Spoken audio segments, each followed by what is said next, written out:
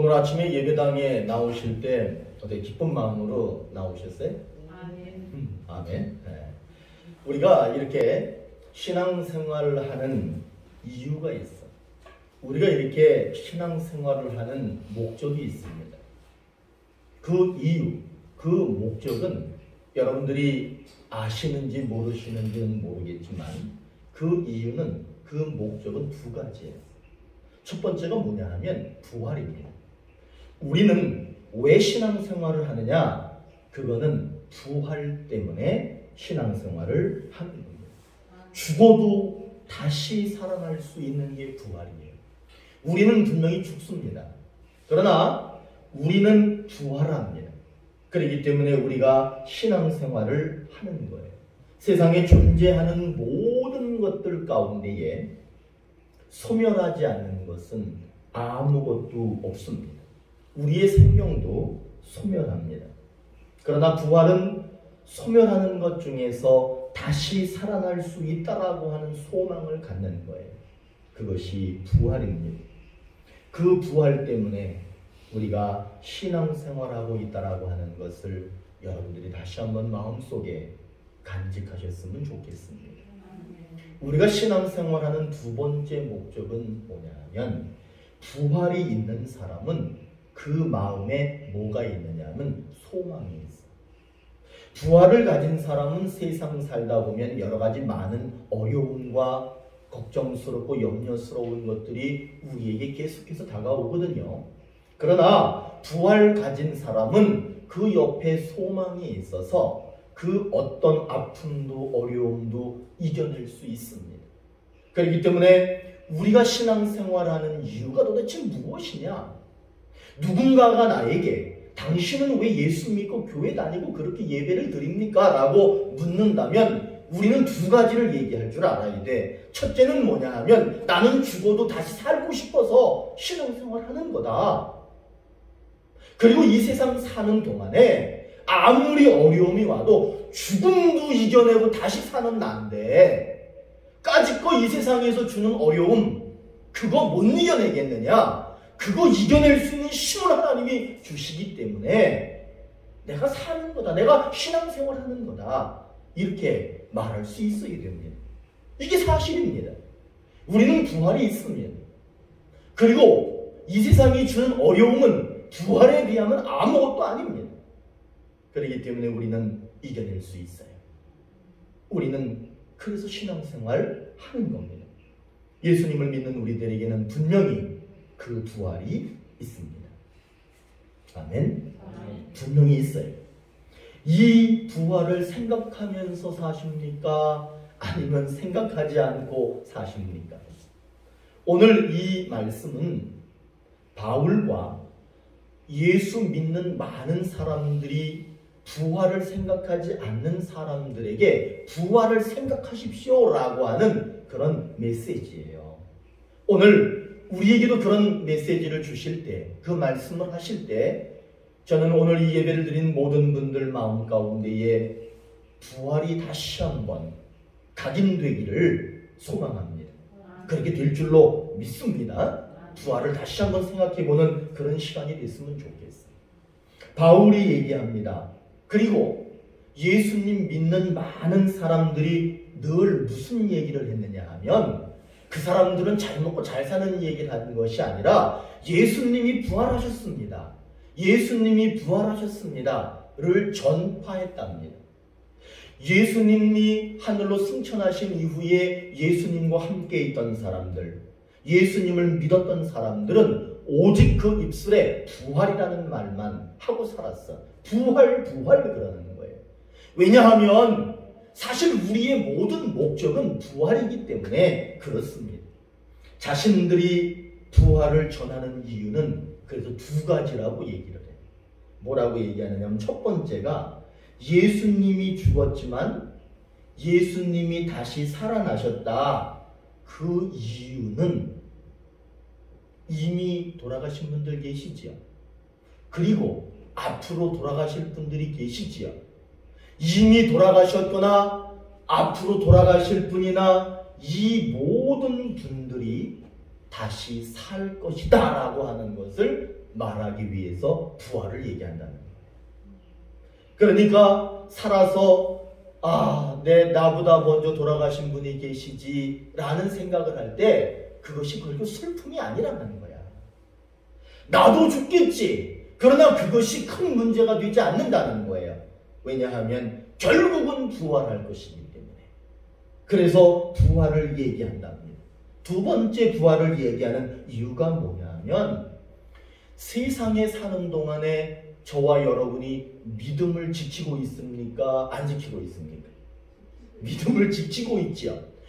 믿음 지키려면 힘들어요? 안 힘들어요? 솔직하게 말해서 힘들지. 때 되면 예배 드려야지, 기도해야지, 봉사해야지, 헌신해야지, 착하게 살아야지, 사랑할 줄 알아야지, 예물도 드릴 줄 알아야지, 내 거 일부를 툭 잘라서 나눌 줄도 알아야. 여러분이 얼마나 힘든지 몰라. 그런데 부활이 없으면 그 믿음이 헛것이 되는 거예요. 왜 예수님이 부활하셨느냐? 그렇게 어렵게 지킨 우리의 믿음이 헛된 것이 아니다라고 하는 것을 보여주시기 위해서 그분이 부활하신 거예요. 부활은 그렇게 이미 죽은 분이나 앞으로 죽을 사람이나 염려하지 말라는 거야. 다시 산다 이 말이에요. 그리고 그분들이 믿음을 지켰잖아. 근데 그 믿음이 헛것이 아니라는 것을 증거해 주시기 위해서 예수님께서 부활하셨다는 거예요. 여러분, 예수님이 부활한 거는 그분이 하나님이니까 살아나셨구나가 아니에요. 우리에게 부활을 주시고 우리의 믿음이 정말 값지고 귀한 믿음이라고 하는 것을 보여주시기 위해서 그분이 부활하신 거라고 이 바울과 그 당시 예수 믿었던 사람들은 그렇게 부활을 외쳤던 거지요. 예수님의 부활 사실을 들은 사람들이 있었겠죠. 예수님은 부활했습니다. 부활했습니다. 그 당시에는 부활 얘기로 가득 찼었어요. 많은 사람들이 그 부활을 들었을 때 두 가지 반응으로 나타납니다. 첫 번째 반응은 그 사실을 믿고 그 내용을 자기도 전파한 사람들이 있었어요. 우리는 그런 사람이 되어야 될 줄로 믿습니다. 그런데 또 어떤 사람들이 있었겠어요? 정반대의 사람들이 있었어요. 그 사실을 들었지만 믿지 않았어요. 부활, 그거는 말도 안 되는 이야기야 라고 하는 사람들이 있었어요. 그 사람들은 그 부활을 다시는 입 밖에도 내지 않는 그런 삶을 살았습니다. 바울은 이 두 가지 반응을 가진 사람들에게 이렇게 얘기합니다. 부활을 믿는 사람은 부활할 것이고, 부활을 믿지 않고 자신의 삶에 부활이 빠져 있는 그런 인생을 사는 사람들은 불쌍한 사람들이다. 이렇게 바울이 얘기합니다. 여러분, 예수님이 분명히 돌아가셨습니다. 그런데 예수님은 분명히 다시 살아나셨습니다. 그 이유는 자신이 살고 싶어 산 게 아니라 우리들에게 바로 이것이 부활이다. 너희들도 이렇게 부활한다. 그거를 보여주시기 위해서 본인이 살아나신 거예요. 예수님이 죽었다가 다시 살아나신 이유가 무엇이냐? 지금 여러분 믿음 생활 하시면서 어렵게 믿음을 지키고 있습니다. 이 믿음이 헛것이 아니라 정말 값진 것이었고 그 믿음을 통하여 부활했다라고 하는 것을 증거해 주시기 위해서 그분이 부활했다는 거예요. 여러분들의 믿음이 귀합니다. 여러분들의 그 믿음에는 부활이 있습니다. 예수님이 그것 때문에 다시 살아나신 거예요. 여러분, 이 세상 살아가는 가운데에 부활을 믿고 생각하면서 그렇게 사는 사람들이 있습니다. 부활을 기억하는 사람들이 있습니다. 그러나 안타깝게도 부활이라고 하는 생각을 전혀 하지 못하고 살아가는 사람들도 있습니다. 제가 대학에서 종교학을 전공했거든요. 종교학이라고 하는 것은 기독교 신앙은 별로 안 가리켜. 뭘 가리키냐 하면 유교, 불교, 도교. 그렇게 얘기하면 불교라고 하는 것은 잘 아시죠? 그 다음에 유교도 잘 아시죠? 그럼 도교는 조금 헷갈릴 수 있는데 도교는 이상주의자. 저런 점집들이 도교를 따라서 그렇게 하는 경우들이 많이 있습니다. 이 세 가지를 유불선이라고 해서 이 종교를 매우 이 세상 안에서는 크게 인정합니다. 왜냐하면 그 덩치가 크기 때문에 그러는 거예요. 제가 그걸 깊이 연구해 봤더니 거기에 부활이 있을까요? 없을까요? 이 종교를 믿는 사람들이 저보고 야, 너 뭐 나를 욕할 수는 있을 거야 저보고. 그러나 제가 몇 년 동안 대학에서 공부하면서 그 종교들 연구해 본 결과 거기에는 부활을 이야기하지 않습니다. 그래서 제가 예수님 더 잘 믿어야 되겠다 이 생각을 가졌어요. 왜냐하면 거기는 나를 위해서 대신 죽은 사람이 없어. 나를 위해서 대신 죽었다는 신이 없더라고요. 그리고 죽었는데 그 신이 다시 살아났다라고 하는 부활 신앙이 거기에는 없습니다. 그러나 오늘 우리가 읽은 이 말씀 속에는 부활이 들어있습니다. 그리고 우리 예수님은 분명히 부활하셨습니다. 그렇기 때문에 우리는 불쌍한 자가 아니에요. 우리는 고귀한 믿음을 가진 그런 신앙이라고 하는 마음을, 그런 기쁜 마음을 여러분이 다시 한번 가지셨으면 좋겠어요. 그래서 오늘 하나님이 우리에게 이 말씀을 통해서 뭐라고 약속하시느냐 하면 나는 부활했다. 한번 따라해 보세요. 나는 부활했다. 나는 부활했다. 너희도 부활할 것이다. 너희도 부활할 것이다. 이 약속을 하고 계시는 거예요. 요한복음 5장 29절에 이런 말씀이 있어요. 선한 일을 행한 자는 생명의 부활로, 악한 일을 행한 자는 심판의 부활로 나오리라. 여러분, 여기서 선한 사람은 생명의 부활로, 악한 일을 한 사람은 심판의 부활이라고 얘기했을 때, 선하다라고 하는 거는 내가 엄청나게 많은 착한 일을 해야 되나 보다 이렇게 생각하시면 틀린 거야. 엄청나게 많이 착하게 못해도 괜찮아. 그런데 뭘 하셔야 되느냐면 그 선이라고 하는 거는 뭐냐면 예수 잘 믿는 거야. 선이라고 하는 거는 예수 믿을 때 그분이 내 죄를 씻어줄 때 내가 선해지는 것이지, 내가 무엇인가를 열심히 선한 일, 좋은 일 많이 했다고 되는 게 아니에요. 여기서 생명의 부활로 나올 수 있는 사람은 오직 예수 잘 믿어서 선한 사람이 있잖아. 그 사람을 얘기하는 거예요. 그러면 반대로 악한 일을 한 사람은 심판의 부활로 나오리라. 근데 그 악한 일이라고 하는 것은 뭐냐면 남을 못 살게 굴고 해코지하고 그렇다고 해서 그게 나쁜 일, 그게 아니야. 예수 믿지 않는 걸 얘기하는 거예요. 이 말을 바꿔서 얘기하면 예수 잘 믿는 사람은 생명의 부활로, 예수 잘 믿지 않는 사람은 심판의 부활로 나오리라. 이렇게 해석하면 맞는 말이에요. 여러분, 뭔가 열심히 하는 것도 좋습니다. 그러나 그것보다 더 중요한 것은 예수 잘 믿는 거예요. 예수님 붙들고 그분과 함께 살아가는 거예요. 그러면 선한 일을 하신 것이고 생명의 부활로 나오리라. 그렇게 약속하고 있습니다. 우리에게는 부활이 약속되어져 있습니다.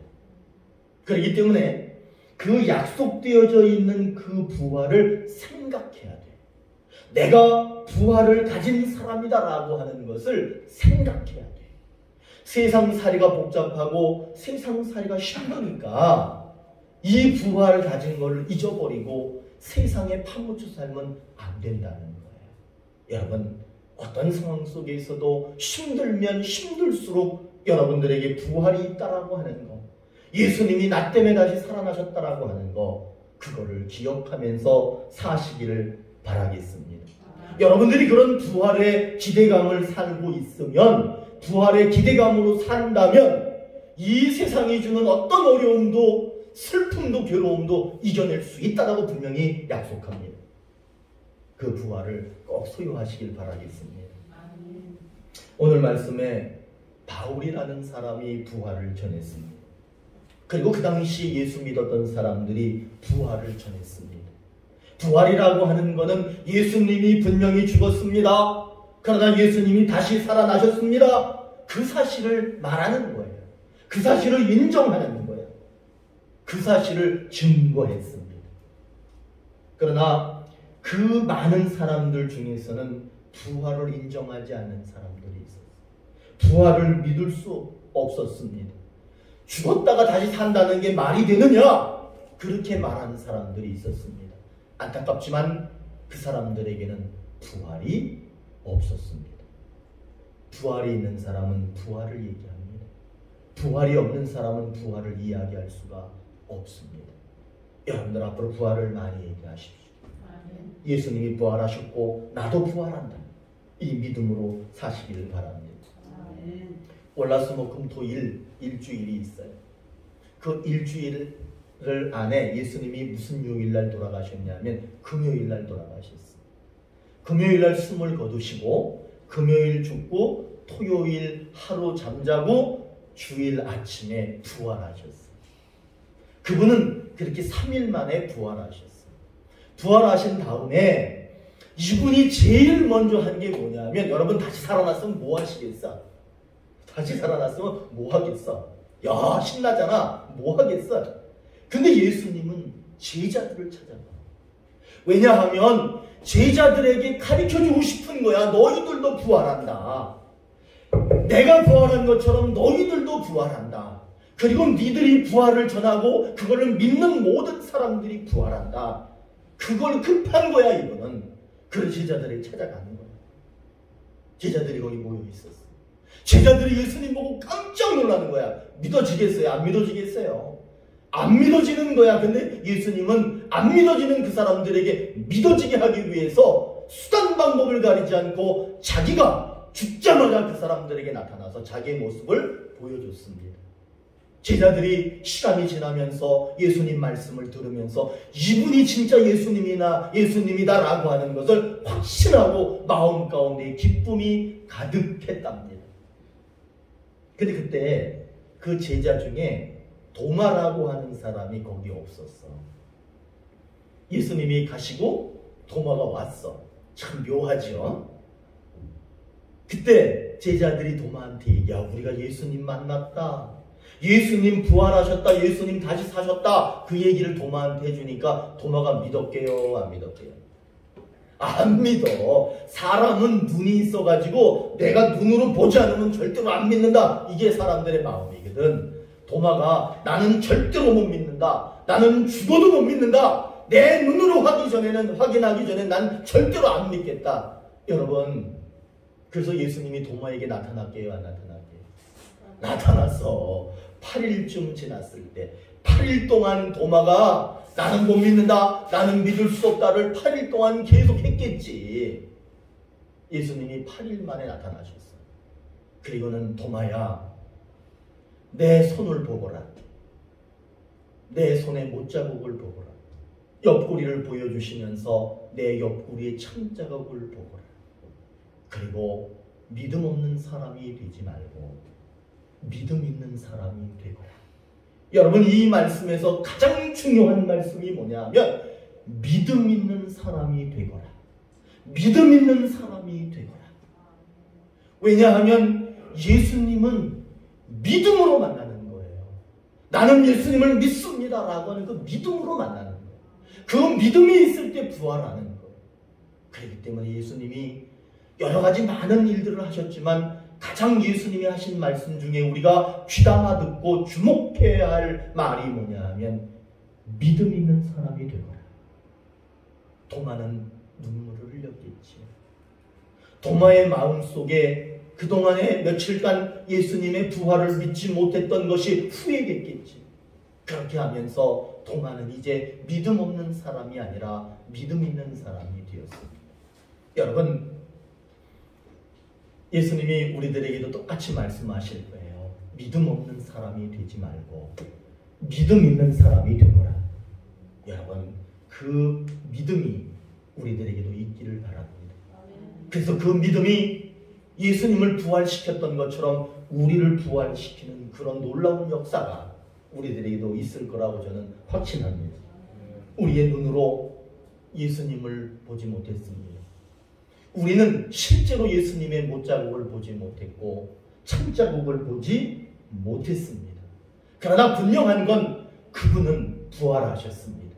그분이 지금 우리 앞에 나타나서 자신의 모습을 보여주지 않는다 하더라도 우리는 도마에게 하셨던 그 말씀을 들어야 합니다. 믿음 있는 자가 되거라.